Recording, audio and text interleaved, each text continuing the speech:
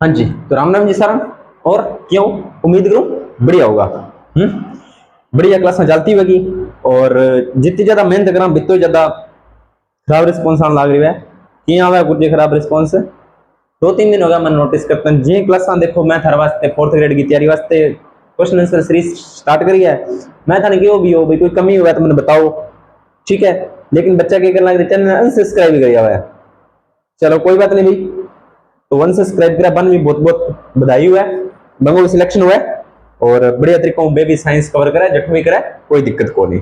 पर अनसब्सक्राइब करने पहला मेरी कोई भी वीडियो पर कमेंट कर जाइयो भी सर जी मैं अनसब्सक्राइब करा क्योंकि मन बात चीज मिलन कौन लाग गई, ताकि मन मैं मेरी कमी तो सुधारो कम से कम। थे नहीं पढ़ना नहीं ना पढ़ो कोई दिक्कत को नहीं, पर कम से कम मैंने बता तो दियो, ठीक है। तो अपना अगला टॉपिक है किसो ऊपर लिख रही है, पढ़ लियो थोड़ा सो, प्रजनन तंत्र रिप्रोडक्टिव सिस्टम, ठीक है। तो देखो प्यारे बच्चों और टॉपिक थोड़ा सो कि एक स्कूल में भी थोड़ा सा हिचकिचाट करवाया जाए, गर्ल्स और बॉयज ने अलग अलग बिठा के करवाया जाए। लेकिन अब सीधी सी बात है, थे मैच्योर हो कंपटीशन की तैयारी करो थाने सब चीजों को पता है, ठीक है। तो अपने टॉपिक ने सिर्फ और सिर्फ स्टडी में लेके चलना, अदर फालतू कमेंट करनी भी कौन करना, ठीक है। रिक्वेस्ट है थारू तो करा शुरू। चलो ज्यादा बड़ो को नहीं, हल्की फुल्की बातें बतानी है, जिगी जिगी इंपॉर्टेंट है, ठीक है जी। शुक्राणुओं का निर्माण, पहला क्वेश्चन क्या है कि शुक्राणुओं का निर्माण कहां होता है? किसका? शुक्राणुओं का। तो पहले अपने थोड़ी सी शुक्राणु की बात कर लेते हैं ना, क्या होता है शुक्राणु। देखो शुक्राणु की संरचना होती है प्यारे दोस्तों कुछ इस प्रकार से,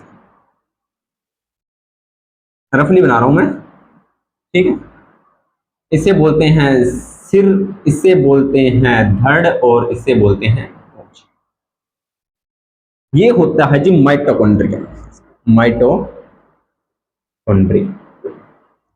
पहला क्वेश्चन इससे क्या बनता है कि शुक्राणु को गति कौन प्रदान करता है? तो शुक्राणु को गति, इसकी पूंछ हो रही है, गति पूंछ, गति शुक्राणु को गति पूंछ प्रदान करती है और एनर्जी माइटोकॉन्ड्रिया से मिलती है।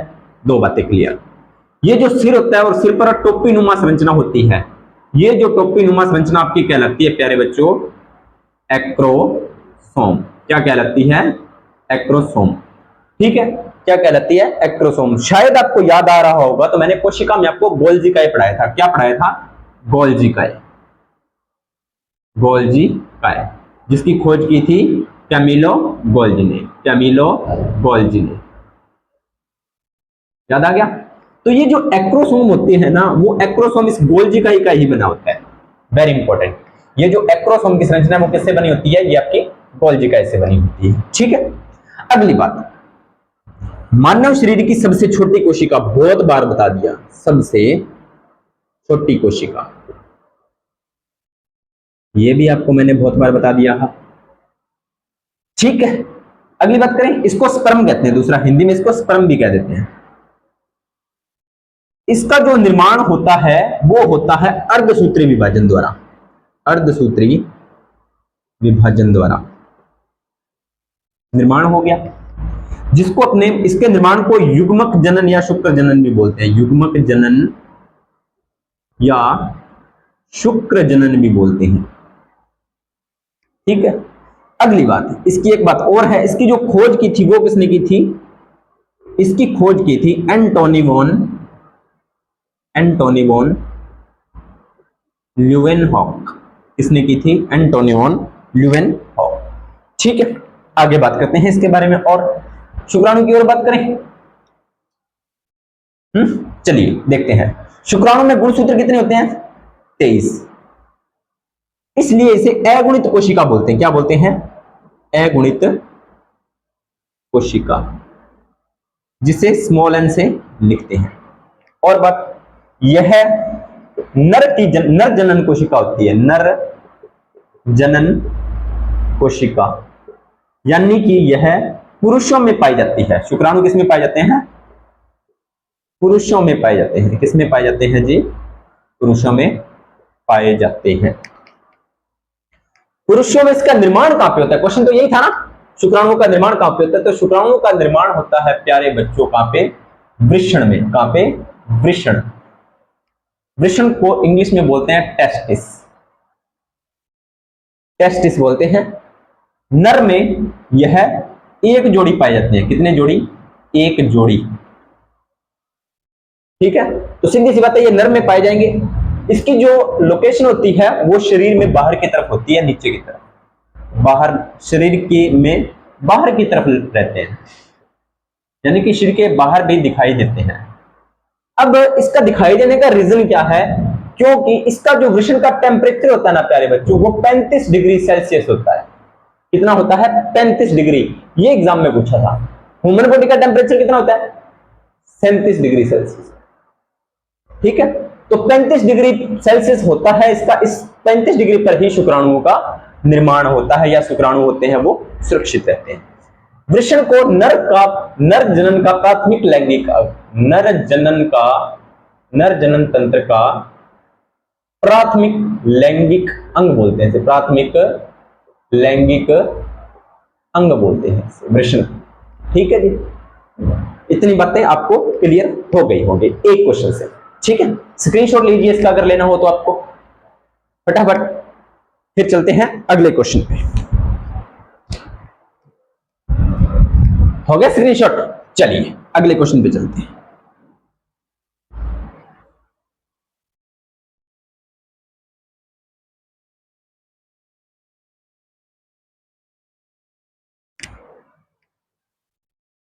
लैंगिक द्विरूपता क्या होती है? तो नर व मादा को बाह्य लक्षणों के आधार पर द्विरूपता, लैंगिक द्विरूपता, लैंगिक द्विरूपता। देखो, अब इसका मतलब क्या है? इसका मतलब है कि नर व मादा को आप कैसे अलग करते हो?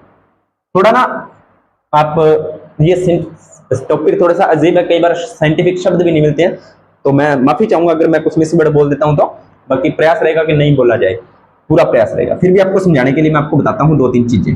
देखो, जब बच्चे का जन्म होता है, किसी भी शिशु का जन्म होता है, तो आप क्या करते हो? उसको देख के बता देते हो कि लड़का है या लड़की। ठीक है, उसको कपड़े पहनाए हुए हैं, आप देखकर नहीं बता सकते। उसके आप सेक्सुअल ऑर्गन को देखकर बताओगे कि ये नर है या मादा। क्लियर इतनी चीज? अभी वो बच्चा है, छोटा है, शिशु है। धीरे धीरे अब अपने गांव में या क्या होता है, या शहरों में कई बार होता है कि छोटे बच्चे होते हैं ना, उनका बाहर से पता नहीं लगता कि ये लड़का है या लड़की। तो अपने किसी से पूछते हैं कि भाई नानी है, नान की है, या बेटा है या बेटे, तो वो अपने बता देता है कि 5-7 साल तक ये सिलसिला चलता है। फिर क्या होता है, कई लड़के होते हैं, उनकी जो माताएं होती है उनको चाहत होती है कि हमारी लड़की हो, और लड़का हो जाता है। या कईयों की लड़की होती है, उनको चाहत होती है कि हमारे लड़का हो, तो वो क्या करते हैं, उसको उसके जैसे कपड़े पहना देते हैं। मतलब अपना थोड़ा सा मन का संतुष्टि के लिए लड़की को लड़कों के कपड़े पहना दिए, वो सुंदर लगता है छोटा हुआ होता बच्चा। तो लड़कियों को लड़कों के कपड़े पहना देते हैं छोटे बच्चों को, तो उसमें पता ही नहीं चलता। नहीं चलता ना? नहीं चलता, कोई दिक्कत नहीं आती। जैसे ही इन दोनों की एज लगभग 12 से क्रॉस होती है, तो वो कौन सी एज आ जाती है? वो आपकी 12, 13 और 14, ये 3 साल में आप टीन एज मान सकते हो। कौन सी age? Teen age. Teen age में आते ही इनमें फिजिकल तो चेंज होते ही होते हैं, और मेंटली चेंज भी होते हैं। तो यहाँ पर अपने मेंटली चेंज की बात नहीं करेंगे, फिजिकल चेंज की बात करेंगे। नरों में क्या होता है? आवाज भारी हो जाती है, महिला में आवाज सुरीली। नरों में जो त्वचा होती है वो थोड़ी रूखी हो जाती है, रूखी व सख्त हो जाती है। और महिलाओं में त्वचा कोमल व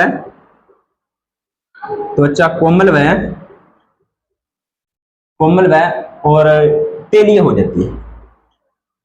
ठीक है, अगली बात, जो महिलाओं में और क्या होता है? स्तन ग्रंथियों का विकास, स्तन ग्रंथियों का विकास विकसित होती है या विकास होता है।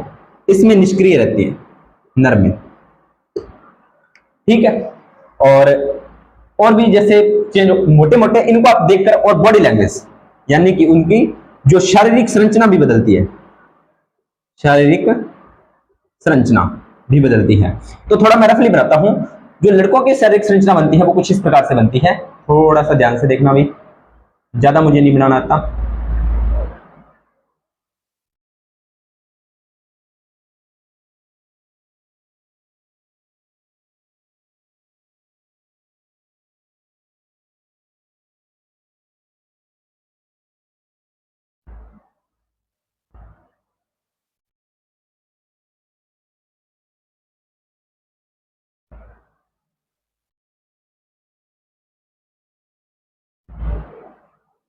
कुछ इस प्रकार से संरचनाएं नर में बन जाती है।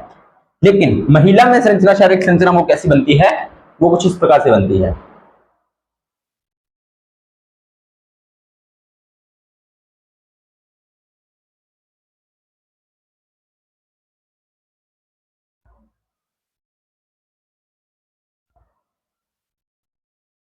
कुछ इस प्रकार से, ठीक है। तो यहां पर हमारे जो हड्डी होती है या जो अस्थि होती है, श्रोणि मेखला बोलते हैं जिसे, श्रोणि मेखला, उसमें विकास हो जाता है, वो थोड़ी बड़ी हो जाती है। तो ये थोड़ा सा आपको ध्यान में रखना है। शारीरिक संरचना पर आप देखकर उसको आधार बता सकते हो कि ये मेल है या फीमेल है। तो इसे आप क्या बोलते हो, इसे आप बोलते हो प्यारे बच्चों द्विरूपता। ठीक है, उम्मीद करता हूं आपको इतनी बातें समझ में आई होगी। ठीक है, ये सिर्फ समझाने के लिए है, ये चैप्टर ऐसा ही है, तो आप उसमें ज्यादा वो नोट मत लें। आपको जो चीज सीखने वाली है, जहां से आपको क्वेश्चन बनेंगे, आप वो पढ़िए और आगे निकलिए, कोई फालतू कमेंट करने की जरूरत नहीं है। चलिए अगला क्वेश्चन है नसबंदी। अगला क्वेश्चन क्या है, नसबंदी। उस पर बात थोड़ी सी कर लेते हैं। नसबंदी, ठीक है। नसबंदी को इंग्लिश में बोलते हैं या इसे साइंटिफिक में बोलते हैं, क्या बोलते हैं, वॉसेक्टोमी। ये पूछा गया था, वो पेपर में ना नसबंदी नहीं बोलता, वो वॉसेक्टोमी पूछ लेता है। वॉसेक्टोमी क्या होती है, या वॉसेक्टोमी किस में पाई जाती है, तो नसबंदी वॉसेक्टोमी पाई जाती है नर में, नर में होती है ये। तो ये एक प्रकार की शल्य क्रिया होती है। क्या होती है, शल्य क्रिया, या ऑपरेशन बोल सकते हो आप इसे, शल्य क्रिया। क्या होता है इसमें, जो नर की शुक्रवाहिनियां होती है, नर की शुक्रवाहिनियां, शुक्र वाहिनी को बांध कर, शुक्रवाहिनी काट कर बांध दिया जाता है, काट कर बांध दिया जाता है। ठीक है, अब देखो कैसे बांध दिया जाता है। तो इसमें क्या होता है, जो शुक्राणु होते हैं वो फीमेल की बॉडी में ट्रांसफर नहीं हो पाते और परमानेंटली वो मतलब एक प्रकार से जनन को, मतलब क्या बोल सकते हैं, नसबंदी का इलाज क्या होता है, परिवार नियोजन के लिए। तो परिवार नियोजन के लिए जरूरी होता है, परिवार नियोजन के लिए, यानी कि गर्भ धारण ना हो परमानेंटली, से गर्भ, नसबंदी से परमानेंटली गर्भ धारण नहीं होता। लेकिन भगवान ना करे कई बार ऐसा कैसे केस हो जाता है, कईयों के क्या होता है कि एक बार में, जैसे उनका ना एक ही लड़का होता है, ठीक है, और भगवान ना करे ऐसी कंडीशन हो तो वो ऑपरेशन वगैरह करवा देते। अब वो लड़का 10-12 साल का हो गया और किसी कारणवश उसकी डेथ हो गई। अब उनके एक ही लड़का है, तो वो फिर क्या करते हैं, इस नसबंदी या वॉसेक्टोमी का दोबारा ऑपरेशन करवाते हैं और इन वेन्स को सही करवाते हैं, इनको दोबारा जुड़वाते हैं और परमानेंटली दोबारा फिर वो प्रेगनेंसी की पूरी संभावना रहती है। तो वो चीज ये होती है। तो वॉसेक्टोमी क्या है, नर में पाई जाती है, नर की शुक्रवाहिनियों को काट कर बांध दिया जाता है, जिससे क्या होता है, जो गर्भ धारण पर होती है उसको परमानेंट या स्थायी रूप से उसे रोका जा सकता है। ठीक है, किस लिए जरूरी है, परिवार नियोजन के लिए। अब आपको पता है आजकल बोल रहे हैं कि बच्चे दो ही अच्छे, ठीक है, तो इसके नियोजन के लिए नरों में क्या की जाती है, नसबंदी की जाती है। ठीक है, महिलाओं में भी होती है, महिलाओं में नसबंदी, उसको क्या बोला जाता है, उसको बोला जाता है ट्यूबेक्टोमी। क्या बोला जाता है, ट्यूबेक्टोमी। ये बात भी आपको ध्यान में होनी चाहिए, क्या बोला जाता है, ट्यूबेक्टोमी। इसमें क्या होता है, इसमें महिला की अंडवाहिनी को, महिला की अंडवाहिनी को काटकर बांधे, अंडवाहिनी को काटकर बांध दिया जाता है, काटकर बांध दिया जाता है, अंडवाहिनी को काटकर बांध दिया जाएगा और ये आपकी हो जाएगी ट्यूबेक्टोमी। वॉसेक्टोमी नर में, ट्यूबेक्टोमी मादा में। ठीक है, उम्मीद करता हूं आपको ये दो बातें समझ में आई होगी। चलिए आगे बात करते हैं। ऐसी कौन सी ग्रंथि है जो केवल नर में पाई जाती है, ऐसी कौन सी ग्रंथि है, तो वो ग्रंथि है प्यारे बच्चों प्रोस्टेट। प्रोस्टेट केवल नर में पाई जाती है, केवल नर में पाई जाती है। ठीक है, पहली बात इसकी ये होगी। दूसरी बात क्या है, जब नर की आयु 50 वर्ष से ज्यादा हो जाती है, 50 वर्ष हो जाती है, तो यह ग्रंथि बड़ी हो जाती है, फूल कर क्या होती है, बड़ी होती है और मूत्र मार्ग में अवरोध उत्पन्न करती है, मूत्र मार्ग में अवरोध उत्पन्न करती है, में अवरोध उत्पन्न करती है। क्या करती है, मूत्र मार्ग में अवरोध उत्पन्न करती है। ये बात आपको ध्यान में रखनी है। प्रोस्टेट ग्रंथि होती है, वो किसका निर्माण करती है, शुक्र द्रव्य का निर्माण करती है, शुक्र द्रव्य का निर्माण। ठीक है, शुक्र द्रव्य क्या होता है, शुक्र द्रव्य प्लस शुक्राणु, शुक्र द्रव्य प्लस मिलकर शुक्राणु होते हैं, ये मिलकर बनाते हैं वीर्य या सीमेन, वीर्य या सीमेन। तो सीधी सी बात है, नर में बनता है ये, इसका लगभग, इसकी जो प्रॉपर्टी होती है या इसका जो होता है प्रॉपर्टी, वो होती है क्षारीय। क्या होती है जी? क्षारीय होती है। ये बात भी आपको ध्यान में देनी है, आगे आपको इसको जरूरत पड़ेगी। इसका पीएच लगभग होता है 8 पॉइंट समथिंग, 8 पॉइंट समथिंग होता है इसका पीएच। ये भी आपको थोड़ा सा ध्यान में रखना है। चलिए आगे बात करते हैं। मनुष्य में शुक्र जनन, अब अपनी शुक्र जनन की बात कर लेते हैं। किसकी बात कर लेते हैं? शुक्र जनन की थोड़ी सी। शुक्र जनन, तो शुक्र जनन सीधी सी बात है, शुक्राणु का निर्माण। हाँ जी सर, होता तो यही है, शुक्राणु का निर्माण यही होता है, बिल्कुल यही होता है। ठीक है, और किस में होता है? अब शुक्राणु किस में बनते हैं? नर में बनते हैं, तो नर में ही होता है। इसकी आयु क्या है? तो इसकी आयु होती है लगभग 15 से 18 वर्ष। 15 से 18 वर्ष की आयु में आप में जो होता है वो शुक्राणुओं का निर्माण होना शुरू हो जाता है परमाणु। ठीक है, ये बात भी आपको ध्यान में रखनी है, 15 से 18 वर्ष आपको याद रखना है। ठीक है, अब आपको इतनी बातें समझ में आई होगी। और इसमें क्या होता है, एक बात मैं आपको रह गया, स्पेक्ट्रोसाइट। इसमें जो शुक्र जनन में एक विक्रिया होती है जिसमें बोलते हैं स्पर्मोसाइट में शुक्राणु की संख्या, यानी कि स्पर्मोसाइट यानी कि शुक्र जनन में जो शुक्राणु से बनने वाली एक कोशिका होती है, यानी कि एक कोशिका से कितने शुक्राणु की कोशिकाएं बनती हैं? तो 4 शुक्राणु बनते हैं। इस कोशिका को बोलते हैं स्पर्मोसाइट, यानी कि जिससे शुक्राणु बनेंगे। यहां पर कौन सा विभाजन होता है? यहां पर पहले होता है अर्धसूत्री फर्स्ट, और इसके बाद में अर्धसूत्री सेकंड। ये मैंने अर्धसूत्री फर्स्ट सोर्स अर्धसूत्री विभाजन में आपको करवाया था अच्छे से, अगर आपको याद हो तो। ठीक है, ये बात मैंने आपको साथ के साथ बता दी है। इसके बाद में एक बात मैं आपको और बता देता हूं, बहुत जरूरी है। आपको पता है कि नर युग्मक प्लस मादा युग्मक दोनों का क्या होता है? क्या होता है जी? संलयन होता है, और संलयन को बोलते हैं निषेचन हो गया। और निषेचन के बाद ही तो क्या बनता है? एग या अंडा या जीव बनता है। ठीक है, कई बार क्या होता है कि इनका निषेचन होता ही नहीं है, इसका और इसका निषेचन होता ही नहीं है, तो उस जनन को क्या बोलते हैं? उसे बोलते हैं अनिषेक जनन। पहली बात, जनन अनिषेचन हुए बिना ही अंडा बन जाएगा, इसे बोलते हैं अनिषेक जनन या पार्थेनोजेनेसिस। क्या बोलते हैं? पार्थेनोजेनेसिस। क्या बोलते हैं जी?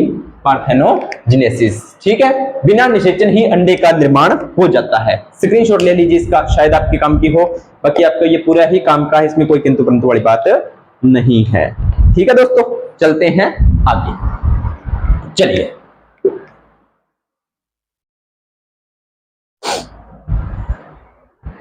चलिए आगे बात कर लेते हैं। ये मैं थोड़ा सा मिटा देता हूं। अब बोल रहा है कि पुरुष जनन तंत्र में पूरे स्टेप क्या होते हैं, यानी कि पुरुष जनन तंत्र में होता क्या क्या है। तो ये पुरुष जनन तंत्र में होता क्या क्या है, तो पहले सबसे पहले होता है जी वृषण। क्या होता है जी? वृषण होता है, जिसे मैंने बता दिया था प्राथमिक लैंगिक अंग बोलते हैं। उसके बाद में होती है प्रोस्टेट ग्रंथि। कौन सी? प्रोस्टेट ग्रंथि होती है। उसके बाद में होता है अधिवृषण। क्या होता है जी? अधिवृषण। उसके बाद में शुक्रवाहिनी। ठीक है, उसके बाद में शुक्राशय, शुक्राशय है, सॉरी, यहाँ पे शुक्राशय, शुक्रवाहिनी, और उसके बाद में मूत्रमार्ग या शिश्न। ठीक है, इस तरह से पूरे स्टेप बाय स्टेप अपने चलते हैं। ये बात भी आपको थोड़ी सी ध्यान में होनी चाहिए। ठीक है, इसके बारे में चर्चा कर ली, इसके बारे में चर्चा कर ली, इसके बारे में थोड़ी सी चाहिए कि इसके अधिवृषण यानी कि वृषण के ऊपर वाली भाग होता है। ये शुक्राशय में शुक्राणु संग्रहित रहते हैं। शुक्रवाहिनी क्या होती है? शुक्राणु का वहन करती है। और मूत्रमार्ग यानी कि शिश्न से या पेनिस से फीमेल के अंदर इंटरकोर्स या जो फिजिकल रिलेशन होता है उसके द्वारा ही फीमेल की बॉडी में स्पर्म होते हैं वो ट्रांसफर किए जाते हैं। ठीक है, चलिए आगे बात करते हैं। कृत्रिम वीर्यसेचन। कृत्रिम वीर्यसेचन क्या मतलब क्या है? कृत्रिम वीर्यसेचन,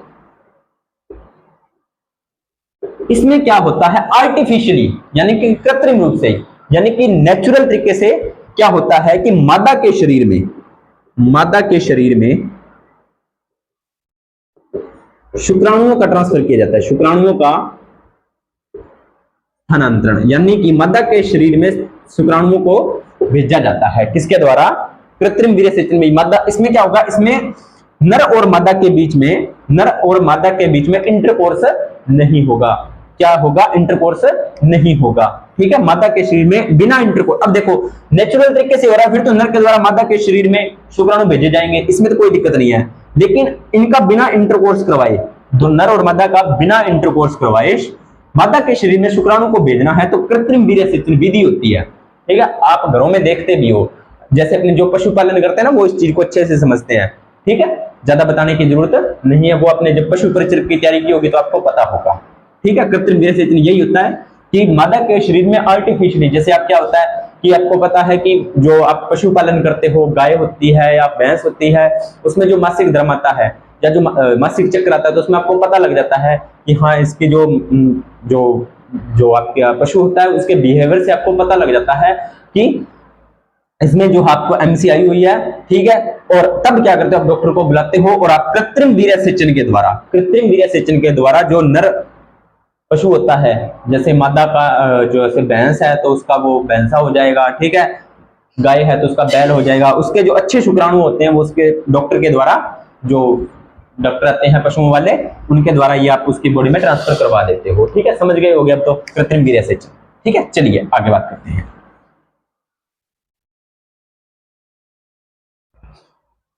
अब जनन में होता क्या है, मान लीजिए जनन की प्रक्रिया, जनन क्या है, जनन की प्रक्रिया क्या है? तो जनन की प्रक्रिया, जनन बेटा इंटरकोर्स नहीं है, वो एक जनन का हिस्सा है। ठीक है, मादा के शरीर में शुक्राणुओं को पहुंचाना, बस ये वो जनन नहीं है। ठीक है, जनन पूरा प्रोसेस क्या है वो समझना है। तो जनन के लिए दो जनकों की जरूरत होती है। वैसे तो लैंगिक जनन के लिए कौन कौन से? नर और मादा। तो सबसे पहले आपको जनक चाहिए। क्या चाहिए? जनक। कौन कौन से? नर और मादा। तो ठीक है, तो जनकों में होता है युग्मक निर्माण। क्या होता है जी प्यारे बच्चों? युग्मक निर्माण, यानी कि युग्मकों का निर्माण होगा, पहला स्टेप यही है। तो युग्मक निर्माण नर में और मादा में, दोनों में होना जरूरी है सर? हाँ जी, बिल्कुल जरूरी है। नर और मादा में, नर में क्या बनते हैं? नर में सर शुक्राणु बनते हैं और मादा में सर अंडाणु बनते हैं, यही तो बनते हैं। ठीक है, नर में शुक्राणु और मादा में अंडाणु। जैसे ही युग्मक निर्माण हुआ, अब इन दोनों का होगा जी निषेचन। कैसे? ये नर हो गया, ये शुक्राणु हो गया और ये आपका अंडाणु हो गया। ठीक है, अब इनका होगा इंटरकोर्स। इंटरकोर्स हुआ तो युग्मकों का संलयन, युग्मक संलयन, युग्मक संलयन हुआ तो दोनों के, जैसे ये आपका शुक्राणु की स्ट्रक्चर ऐसी होती, अंडाणु ऐसा होता है और शुक्राणु आपका लगभग कुछ है इस प्रकार से। तो इसका जो शुक्राणु का केंद्रक होता है वो अंडाणु के केंद्रक में मिक्स हो जाएगा और ये प्रकार की आपकी संरचना बन जाएगी। इसे बोलोगे आप जाइगोट। क्या बोलोगे? जाइगोट या युग्मनज। क्या बोलोगे? युग्मनज। तो ये जो अभिक्रिया हुई है इसे बोलते हैं जी निषेचन। क्या बोलते हैं जी? निषेचन बोलते हैं।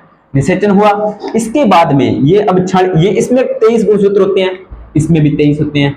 23 ये जो कोशिका होती है ये आपकी होती है प्यारे बच्चों 46 गुणसूत्रीय कोशिका। 46 गुणसूत्रीय कोशिका होती है। ठीक है जी प्यारे बच्चों। अब इसके बाद में आपको पता है इन दोनों को बोलते हैं युग्मक, युग्मक या गैमीट, युग्मक या गैमीट बोलते हैं इसको, युग्मनज या जाइगोट। अब ये जो 46 गुणसूत्रीय एक कोशिका है, यानी कि पहला स्टेप हो गया, दूसरा आपका निषेचन हो गया, तीसरा स्टेप होता है जी प्यारे बच्चों आपका भ्रूणीय परिवर्धन। कौन सा? भ्रूणीय परिवर्धन, भ्रूणीय परिवर्धन। ठीक है, यानी कि अब इस जाइगोट से क्या बनेगा? एम्ब्रियो बनेगा, एक पूरा भ्रूणीय परिवर्तन होगा। लगभग आपको पता है कितने टाइम का होता है? टाइम पीरियड इसका 280 दिन होता है।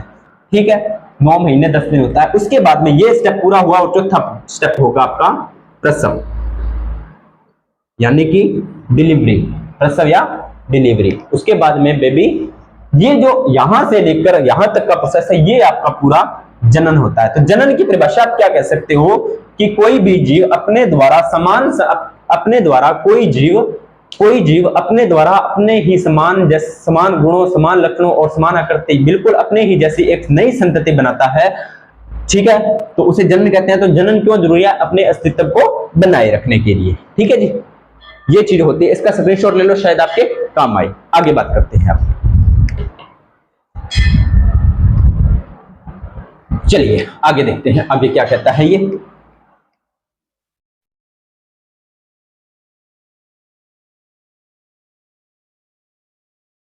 अगली बात क्या कहता है, अगली मादा के द्वितीयक लैंगिक लक्षण, मादा के द्वितीयक लैंगिक लक्षण होते हैं वो एस्ट्रोजन हार्मोन के द्वारा उत्पन्न होते हैं। किसके द्वारा? Estrogen hormone. यानी कि द्वितीयक लैंगिक लक्षण आपने बताए थे ना कि उसमें अंडाणु बनते हैं, उसमें स्तन ग्रंथियों में विकास होता है, ये सारे जो हार्मोन होता है एस्ट्रोजन हार्मोन उसमें एक्टिव होता है, फिर वो उसकी बॉडी में काम शुरू होता है, जो सारे के सारे मैंने आपको बताए थे। मोरुला क्या है? मोरुला मोरुला शब्द आता है मोरुला। तो मोरुला क्या है? निषेचन के बाद, इसके बाद निषेचन के बाद गुण विकसित किस्म में कोशिकाओं का गुच्छा। ये एक निषेचन के बाद कोशिकाओं का गुच्छा है, कोशिकाओं का गुच्छा, ठीक है, जब तक कि वह एक भ्रूण का रूप नहीं ले लेता, वो मोरुला होती है। ठीक है, चलिए निषेचन क्या होता है? निषेचन बताई दिया, शुक्राणु और अंडाणु का मिलना, शुक्राणु और अंडाणु का मिलना। तो ये कहां पर मिलते हैं? तो ये मिलते हैं प्यारे बच्चों, आपको एक छोटा सा डायग्राम, रफली डायग्राम बना के बता देता हूं मैं।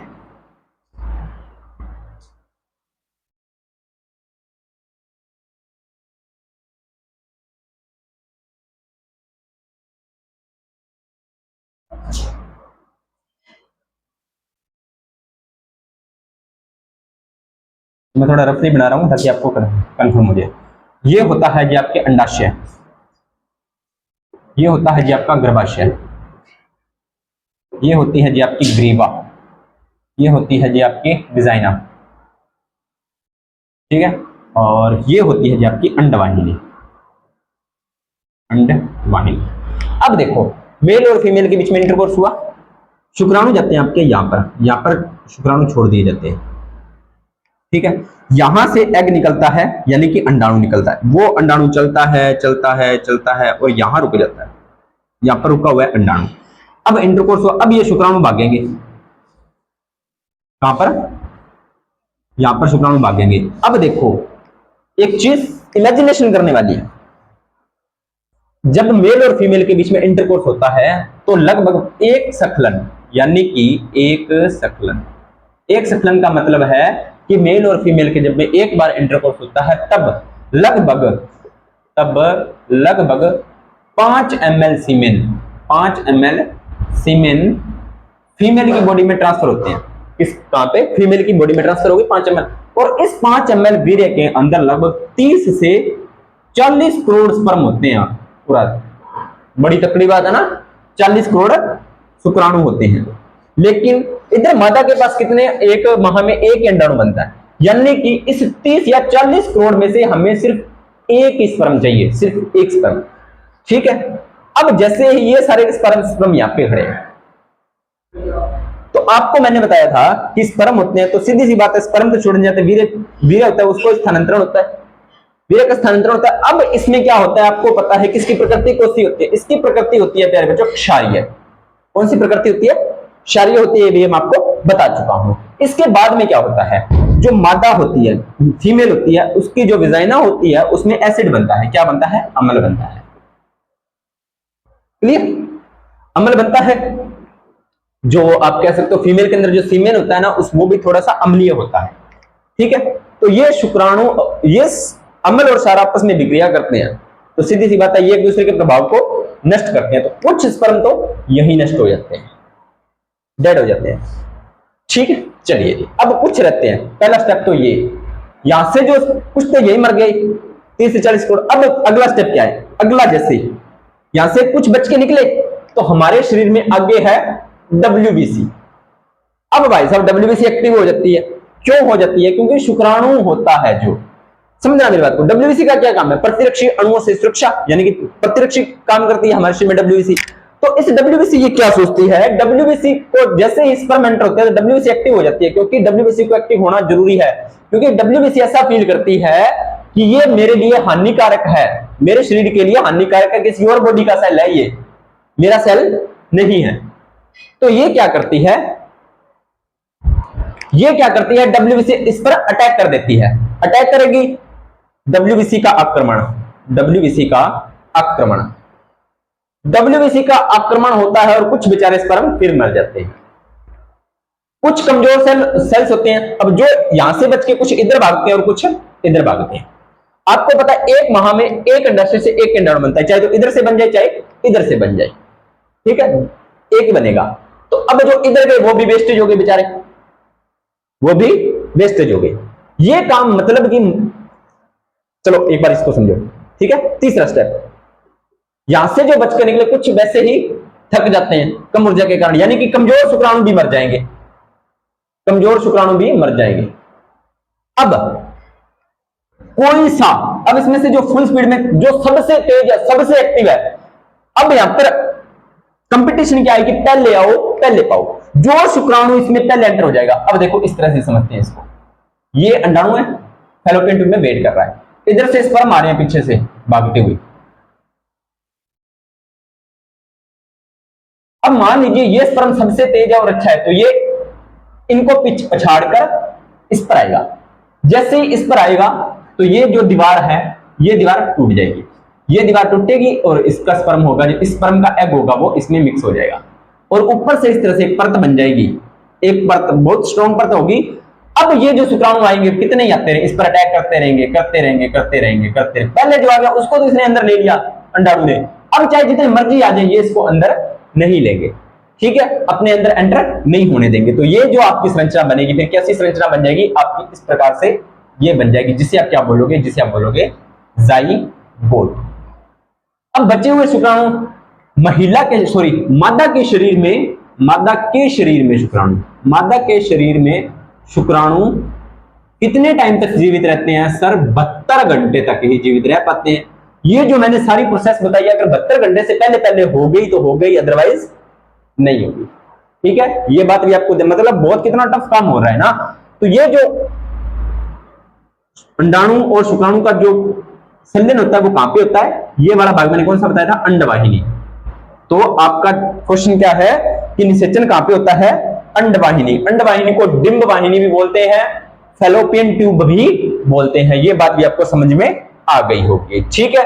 और मादा के शरीर में शुक्राणु 72 घंटे तक जीवित रहते हैं और नर के शरीर में, यानी कि नर के शरीर में खुद में कितने दिन, तो लगभग 30 दिन तक जीवित रहते हैं। ये बात भी आपको ध्यान में होनी चाहिए। चलिए आगे बात करते हैं।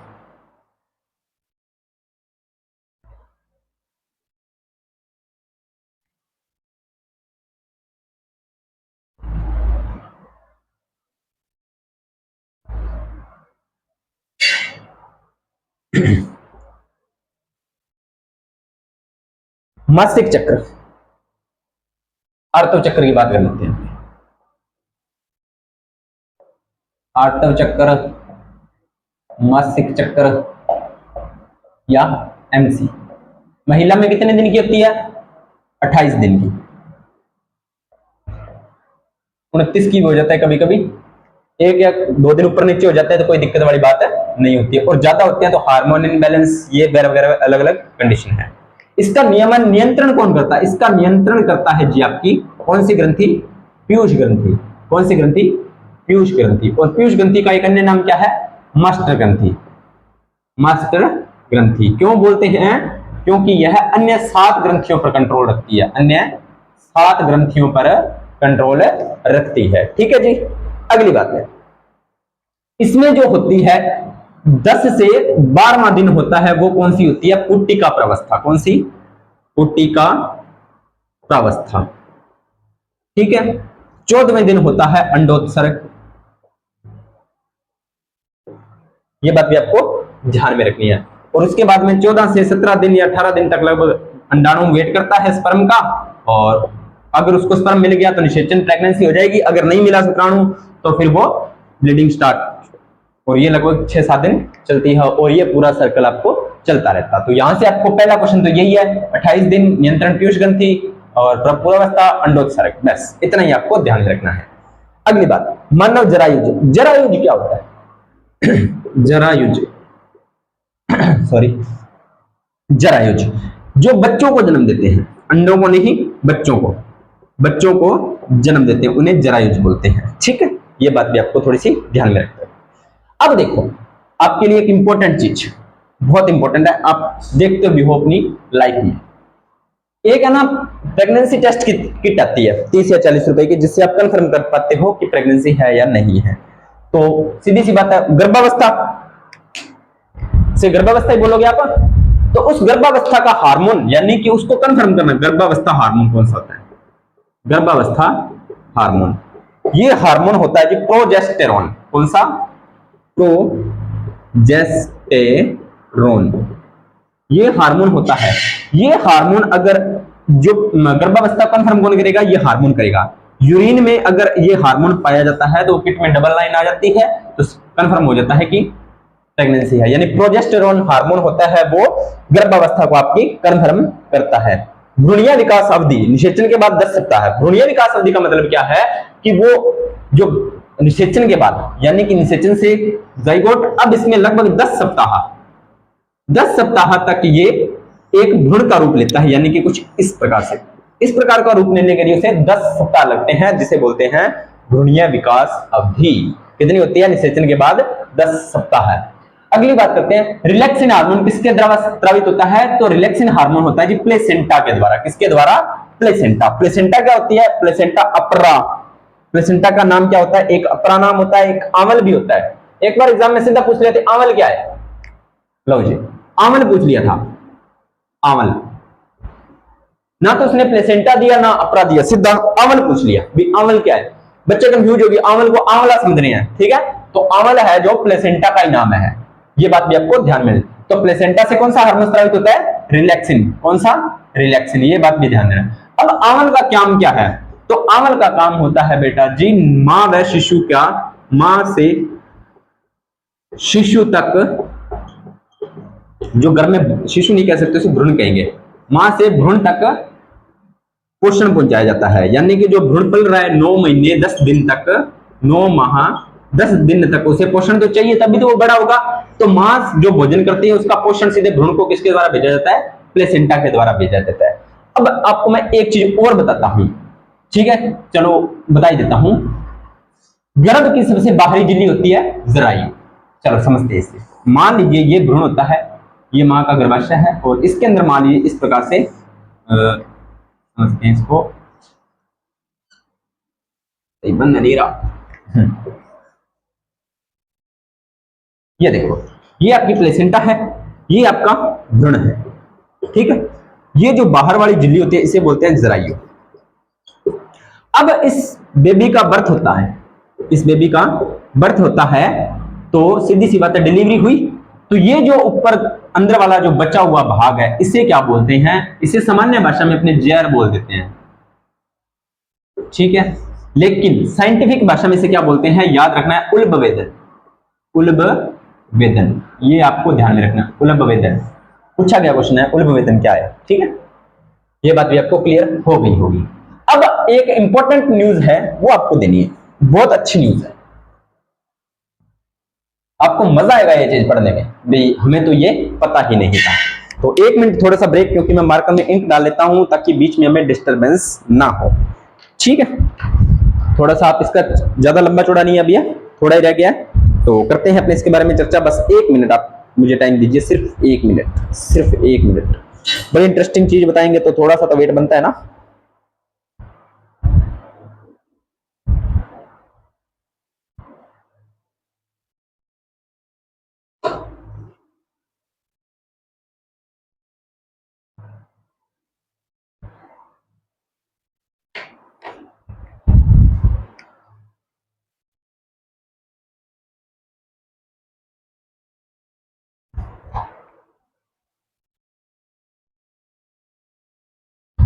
चलिए, क्या है? जुड़वा बच्चे। जुड़वा बच्चे कैसे होते हैं? तो जुड़वा बच्चों की सर 3 कंडीशन होती है। पहली कंडीशन क्या है? ये होती है जी मादा की विजाइना और मादा जनन तंत्र। अब कई बार क्या होता है, ये कितने अंडाशय होते हैं मादा में? 2 अंडाशय होते हैं। एक अंडाशय से एक ही माह में इधर से भी एक अंडाणु निकल गया और इधर से भी एक अंडाणु निकल गया, एक ही माह में 2 अंडाणु निकल जाएंगे। एक वैसे तो देखो नॉर्मली क्या होता है, एक माह में एक अंडाणु बनता है, लेकिन कई बार जब ट्विंस की बात आती है तब बात कर रहे हैं, तो एक अंडाशय से इधर से एक अंडाणु इधर से निकल गया और एक अंडाणु इधर से निकल गया। अब क्या होता है, अब होता है जी इनके बीच में जनन होता है, रिप्रोडक्शन, इसके इंटरकोर्स होता है। तो ये शुक्राणु जाते हैं, एक शुक्राणु तो इसको फर्टिलाइज कर देता है और एक शुक्राणु इसको फर्टिलाइज कर देता है। ठीक है, तो ये जो आज्ञावस्था आती है हमारे पास वो कुछ इस प्रकार से आती है कि एक बच्चा तो यहां पे जुड़ जाता है और एक यहां पे जुड़ जाता है, दोनों।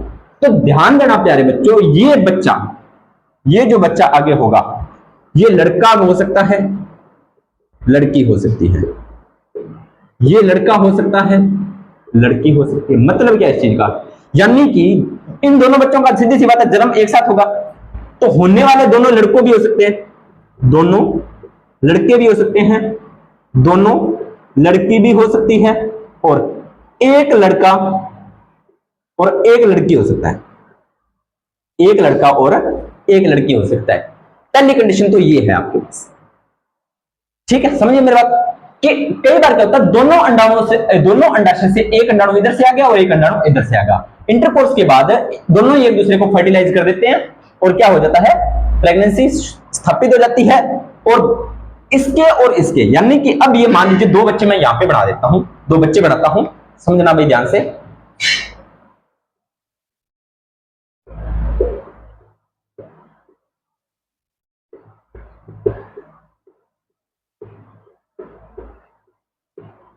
ये दो बच्चे बना दिए अपने, ये एक्स एक्स एक्स एक्स हो सकता है, ये एक्स वाई, ये एक्स वाई हो सकता है, ये एक्स एक्स, ये एक्स वाई हो सकता है, ये एक्स वाई, ये एक्स एक्स, चारों में से कोई कंडीशन बन सकती है। ठीक है, समझ आई। इन दोनों के गुण भी अलग अलग होंगे, यानी कि जैसे वॉइस भी अलग होगी, कुछ कुछ चीजें सिमिलर होंगी लेकिन कुछ चीजें अलग अलग होंगी, यानी कि आप उसमें डिफाइन कर पाओगे। आप जैसे लोगों को बताओगे ना भी हाँ ये ट्विंस है, ये ट्विंस है, तभी उनको पता चलेगा कि ये ट्विंस है, नहीं तो वो देखकर नहीं बता सकते। अब जैसे अपने फैमिली वाले तो जानते ही हैं भाई हाँ ये ट्विंस है, तो उसमें तो कोई दिक्कत नहीं है, लेकिन अनदर पर्सन आपको देखकर नहीं बता पाएगा कि आप ट्विंस हो। पहली कंडीशन में अगर ये कंडीशन बनती है तो ट्विंस को वो नहीं बता पाता, क्योंकि उनके बिहेवियर, क्योंकि अलग, इसका भी अंडाणु अलग है, इसका भी अंडाणु अलग है, सीधी सी बात है, गुणसूत्र में डिफरेंस होगा। डीएनए में थोड़ा सा फर्क आता है, डीएनए करवाऊंगा ना तब उसमें आपको डीएनए की विभिन्नता समझ में आएगी कि आप अपने भाइयों से या अपनी बहनों से अलग कैसे। ठीक है, तो पहली कंडीशन तो ये होगी। दूसरी कंडीशन में क्या होता है, चलिए आगे बात करते हैं दूसरी कंडीशन में, इसको समझते हैं थोड़ा दूसरी कंडीशन को। पहली कंडीशन तो, और हाँ ये जो पहली कंडीशन वाले बच्चे ना वो लंबे टाइम तक सर्वाइव करते हैं, यानी कि वो लंबे टाइम तक अच्छे स्वस्थ रहते हैं, जीवित रहते हैं। देखो माँ अगर कुपोषण का शिकार है या उसको ढंग से पोषण नहीं मिल रहा, वो एक अलग बात है कि इनमें हो जाए कुछ। अगर सब कुछ सही तरीके से चल रहा है, प्रॉपरली चला है, दोनों स्वस्थ हैं, तो इसमें दोनों बच्चे सुरक्षित रहेंगे। ठीक है, चलिए आगे बात करते हैं। दूसरी कंडीशन क्या है, दूसरी कंडीशन ये है कि ये एक अंडाणु निकला, स्पर्म गया, फर्टिलाइजेशन हुआ। जब ये विभाजित होगा, एक कोशिका बनेगी, दो बनेगी, 4 बनेगी, 8 बनेगी, 16 बनेगी, 32 बनेगी और 64 बनेगी। जब 64 कोशिकीय अवस्था आएगी, उसके बाद जब 128 बनेगी ना, 128 कोशिकीय है वापस 64 में बदल जाएगी, वापस 64 के 2 एग बना लेगी। कितने एग बना लेगी, वापस 64 के 2 एग बना लेगी। ठीक है, तो ये दोनों, एक यहां पे जुड़ गया और एक यहां पे जुड़ गया। ये दोनों जो ट्विंस होंगे ना, अब ये दोनों ट्विंस होंगे, तो ध्यान दो मैंने क्या बताया, ये एक ही अंडाणु और एक ही शुक्राणु से मिलकर बने, तो इन दोनों के जो जेनेटिक है वो बिल्कुल सेम है, कोई भी चेंज नहीं है। या तो ये दोनों लड़के होंगे या ये दोनों लड़कियां होंगी, या तो दोनों लड़के या दोनों लड़कियां, दोनों की आवाज सेम, दोनों की शक्ल सेम, दोनों के बिहेवियर सेम, कुछ भी चेंज नहीं होगा, यानी कि बिल्कुल एक दूसरे की फोटोकॉपी। लेकिन ऐसे रेयर केस में बच्चे बहुत देखने को कम मिलते हैं, अगर मिल भी गए मतलब सर्वाइव बहुत कम करते हैं, बहुत कम बच्चे सर्वाइव करते हैं। कुछ बच्चे तो या तो एक दोनों ही साथ में मरे हुए पैदा होते हैं, ठीक है, या एक जीवित रहता है एक बाद में मर जाता है, या एक 2 साल बाद में मर जाता है, एक 10 साल बाद में, यानी कि सर्वाइव एक ही करता है इसमें लंबे टाइम तक, दोनों एक साथ सर्वाइव। रेयर केस में देखो भगवान का ये प्रकृति का नियम है, तो प्रकृति के आगे हम कुछ नहीं कर सकते, प्रकृति के आगे तो साइंस भी फेल है, तो ये एक अलग बात है, लेकिन होता ऐसा ही है। तीसरी कंडीशन क्या है, तीसरी कंडीशन तो बहुत ही खतरनाक होती है। इसमें क्या होता है, इसमें ये होता है कि मान लीजिए इस प्रकार से ये अंडाणु से अंडाशय निकला, इधर स्पर्म गया, फर्टिलाइजेशन हुआ, 64 कोशिकीय अवस्था की 64 से बनेगी 128। ये 128 से जब वापस दो 64 कोशिकीय बनेगी ना तो इस प्रकार से बन जाते हैं। लो जी, अब ये बच्चा कैसा होगा, या तो उसके दो सिर होंगे, एक धड़ होगी, इस प्रकार से।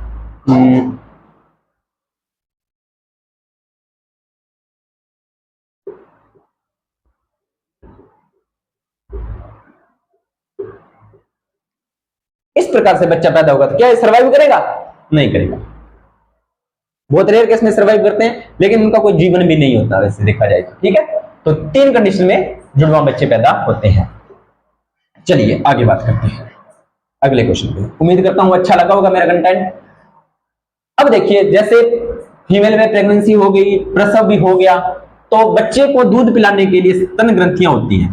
ठीक है, तो उसमें दुग्ध स्रावण को एक्टिव कौन करता है? तो दूध स्रावण होता है ऑक्सीटोसिन के द्वारा। ऑक्सीटोसिन हार्मोन की बात कर लेते हैं। ऑक्सीटोसिन, ऑक्सीटोसिन, इसे लव हार्मोन कहते हैं। पहली बात, लव हार्मोन, दुग्ध हार्मोन। लेबर पेन भी इसी से होता है, लेबर पेन भी इसी से होता है। ठीक है, तो ये वैसे एक बहुत ही खतरनाक हार्मोन है, मैंने पिछली वीडियो में आपको इसके बारे में बताया था। ठीक है, ये लैंगिक हार्मोन होता है, यानी कि अचानक से लैंगिक लक्षणों को चेंज कर देता है। ठीक है, तो मेन इसके बाद लेबर पेन में भी ये जरूरी होता है। ये आपका एक ये लव हार्मोन क्यों बोलते हैं? माता का शिशु से प्रेम, माता का शिशु से प्रेम, माता का शिशु से प्रेम। अब आपको मैं एक चीज बताता हूं कैसे। आपने छोटे बच्चे देखे होंगे, जैसे अभी 1 या 2 दिन का बच्चा होता है और उसको ना मां का ही दूध पिलाया जाता है, उसको आप बाहर से दूध पिलाते हो। अब इसके उसको दूध का टेस्ट थोड़ी पता लग रहा है भी हाँ ये दूध है, ये मेरी माँ का है, ये गाय का है, वो थोड़ी इसको पहचाना, बेचारे को नहीं पहचाना है।